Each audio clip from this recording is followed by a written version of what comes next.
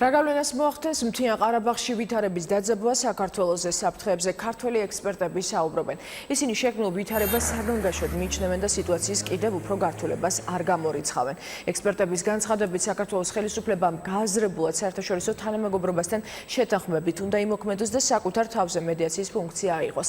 სამხედრო სფეროს ექსპერტები კონფლიქტის გართულებაში რუსეთის კვალზეც საუბრობენ და მიიჩნევენ, რომ საერთაშორისო ორგანიზაციებმა არ უნდა დაუშვან რუსეთისთვის მედიატორის როლის მინიჭება.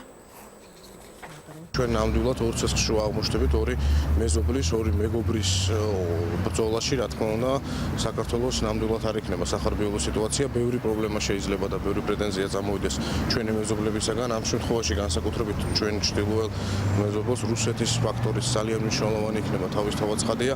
თურქეთის ფაქტორის კიდევ დავიწყოთ აქტიური დიპლომატიური მისია, რომ როგორმე ჩვენ ავიღოთ ჩვენ თავის შუამავლის ფუნქცია.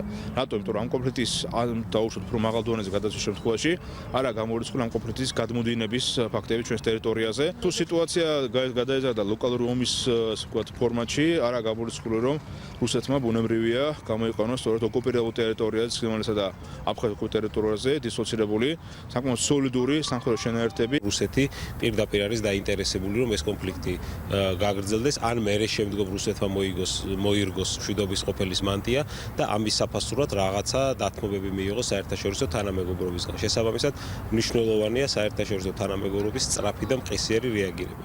რაც შეეხება საქართველოს მთავრობას, უნდა იყოს დამუშავებული ის ნაბიჯები, რასაც ასეთი კრიზისული სიტუაციის ყველა ეტაპზე ქვეყანა დგამს, როგორც ქვეყნის შიგნით, პარტნიორებთან ურთიერთობაში, მეზობლებთან ურთიერთობაში და ასე შემდეგ.